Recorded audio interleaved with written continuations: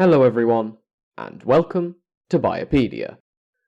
We're back with biochemistry today with an introduction to the topic of food tests.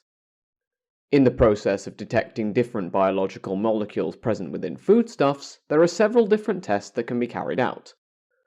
The subject of today's episode is one example, Benedict's test, which uses Benedict's reagent. Benedict's reagent was, as the name would suggest, created by one Stanley Rossiter Benedict, an American chemist who lived in the late 19th and early 20th centuries. Benedict's test is used to test for reducing sugars. Reducing sugars are able to reduce, or transfer their electrons onto, other substances.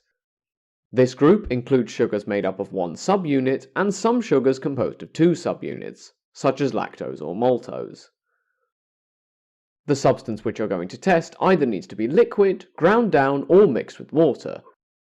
This is then combined with Benedict's reagent, composed of copper sulfate, sodium citrate, and sodium carbonate. The resulting mix is then boiled. The result you get back from all this depends on the colour of the precipitate that subsequently forms.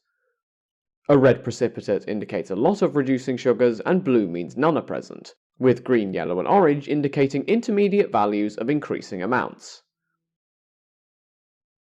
So how does this test work? The reducing sugars donate their electrons to copper ions, present in the copper sulfate making up part of the Benedict's reagent. Copper's acceptance of electrons changes its colour. A copper ion which has 2 more electrons than protons is blue, while the ion with 1 more electron than the number of protons it has is red.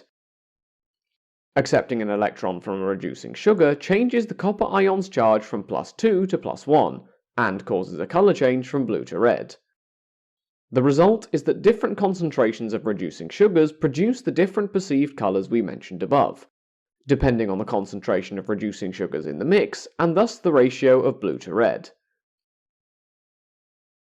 By contrast, sugars which don't reduce don't transfer electrons to the copper ions in Benedict's reagent, meaning that the mix will stay blue even after heat is applied, indicating a negative result.